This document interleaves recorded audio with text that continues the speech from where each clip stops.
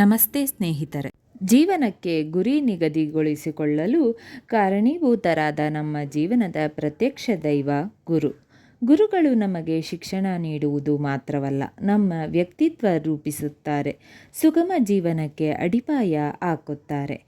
ಇಂಥ ಪ್ರತ್ಯಕ್ಷ ದೈವ ಗುರುಗಳನ್ನು ಪೂಜಿಸಲು, ಆರಾಧಿಸಲು, ಗೌರವಿಸಿ ನಮನಗಳನ್ನು ಸಲ್ಲಿಸಲು ಹಿಂದೂ ಸಂಪ್ರದಾಯಗಳಲ್ಲಿ ಗುರುಪೂರ್ಣಿಮೆಯನ್ನು ಆಚರಿಸುತ್ತೇವೆ. ಜ್ಯೋತಿಷ್ಯ ಶಾಸ್ತ್ರದ ಪ್ರಕಾರ ಈ ವರ್ಷದ ಗುರುಪೂರ್ಣಿಮೆಯಂದು ಯಾವ ರಾಶಿಯವರು ಯಾವ ಮಂತ್ರವನ್ನು ಹೇಳಿದರೆ ನಮಗೆ ಗುರುವಿನ ಆಶೀರ್ವಾದ ಸಿಗುತ್ತದೆ ಹಾಗೂ ಗುರುಗಳಿಗೆ ಯಾವ ಉಡುಗೊರೆ ಅಥವಾ ಯಾವ ಬಣ್ಣದ ವಸ್ತ್ರವನ್ನು ಅರ್ಪಿಸಿದರೆ ನಿಮಗೆ ಶುಭ ಪ್ರಾಪ್ತಿಯಾಗುತ್ತದೆ ಎಂಬುದನ್ನು ತಿಳಿಯೋಣ.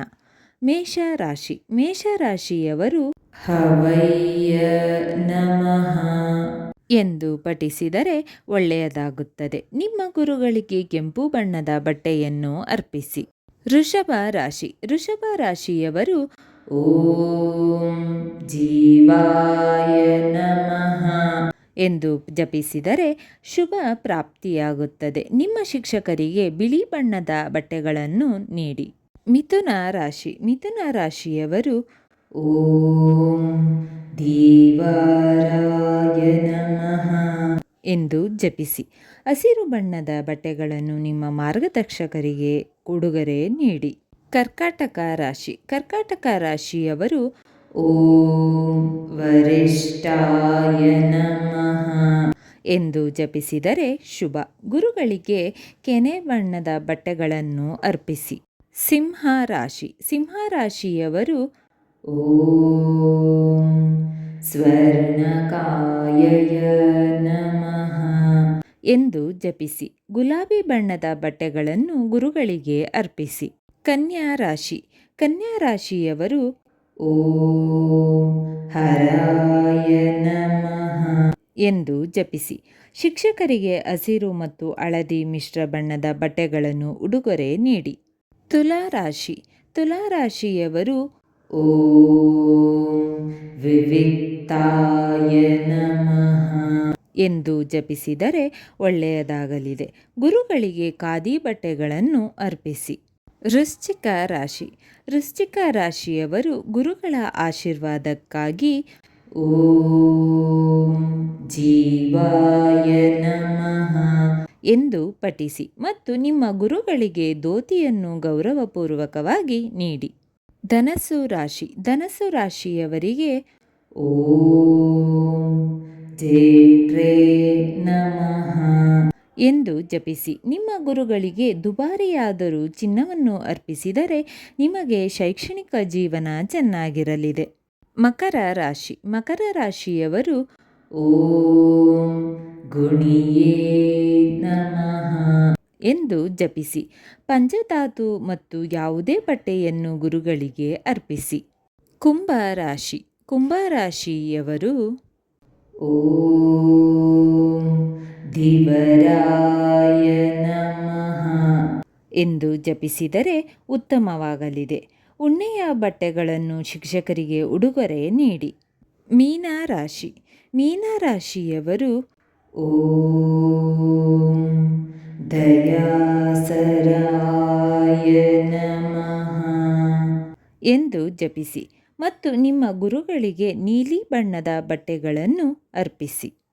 ಗುರು ಗಾಯತ್ರಿ ಮಂತ್ರವು ಜ್ಞಾನ, ಬುದ್ಧಿಮತ್ತೆ ಮತ್ತು ಆಧ್ಯಾತ್ಮಿಕ ಪ್ರಗತಿಯನ್ನು ನೀಡುವ ಅತ್ಯಂತ ಶಕ್ತಿಶಾಲಿ ಮಂತ್ರವಾಗಿದೆ. ಇದನ್ನು ಪ್ರತಿದಿನ ಅಥವಾ ಗುರುವಾರದಂದು ಪಠಿಸುವುದರಿಂದ ಗುರುಗ್ರಹದ ದೋಷಗಳು ನಿವಾರಣೆಯಾಗಿ ಜೀವನದಲ್ಲಿ ಯಶಸ್ಸು ದೊರೆಯುತ್ತದೆ. ಮಂತ್ರ ಈ ರೀತಿ ಇದೆ. ಓಂ ಋಷಭಧ್ವಜಾಯ ವಿದ್ಮಹೇ ಕೃಣಿ ಹಸ್ತಾಯ ಧೀಮಹಿ ತನ್ನೋ ಗುರುಃ ಪ್ರಚೋದಯಾತ್. ಈ ಮಂತ್ರದ ಅರ್ಥ ಋಷಭವನ್ನು ಧ್ವಜವಾಗಿ ಹೊಂದಿರುವ ದೇವನನ್ನು ನಾನು ಅರಿಯುತ್ತೇನೆ. ಕೈಯಲ್ಲಿ ಕೃಣಿ ಅಂದರೆ ಒಂದು ಆಯುಧ ಹೊಂದಿರುವ ದೇವನ ಮೇಲೆ ನಾನು ಧ್ಯಾನ ಮಾಡುತ್ತೇನೆ. ಆ ಗುರುವು ನನ್ನ ಬುದ್ಧಿಯನ್ನು ಬೆಳಗಿಸಲಿ ಅಥವಾ ಪ್ರೇರೇಪಿಸಲಿ.